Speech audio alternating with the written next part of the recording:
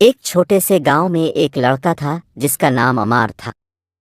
عمار کو دوسروں کو تنگ کرنے میں بہت مزہ آتا تھا۔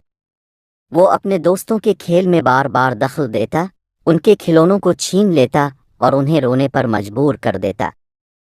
اس کے دوست اس سے بہت ناراض ہوتے، مگر عمار کبھی نہیں سمجھتا کہ اس کے رویے سے دوسرے کتنے دکھی ہو جاتے ہیں۔ ایک دن گاؤں میں ایک دانا بزرگ آئے۔ وہ بچوں کو دیکھ کر مسکرائے اور عمار کی شرارتیں دیکھ کر ان کی آنکھوں میں چمک آ گئی۔ انہوں نے عمار سے کہا، بیٹا، کیا تم جانتے ہو کہ تمہارے ان سب کاموں کا نتیجہ کیا ہوگا؟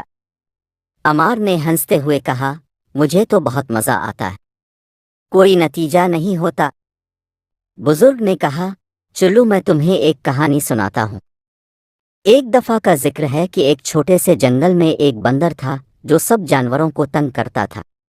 وہ کبھی کسی خرگوش کے کھانے کو چھین لیتا اور کبھی پرندوں کے گھونسلے کو توڑ دیتا۔ سب جانور اس سے ناراض تھے، مگر اس بندر کو کسی کی پرواہ نہیں تھی۔ عمار نے کہا، پھر کیا ہوا؟ بزرگ نے آگے کہا، ایک دن وہ بندر خود ایک جال میں پھنس گیا۔ جب اس نے مدد کے لیے پکارا تو کوئی جانور اس کی مدد کرنے نہیں آیا، کیونکہ سب کو یاد تھا کہ اس نے کتنی زیادتی کی تھی۔ وہ بندر بہت شرمندہ ہوا اور اس نے اپنی غلطیوں کا اعتراف کیا۔ آخرکار ایک خرگوش نے اسے جال سے نکالا، لیکن اس نے بندر کو سبق سکھا دیا کہ دوسروں کے ساتھ اچھا سلوک کرنا ضروری ہے، ورنہ کوئی تمہاری مدد نہیں کرے گا۔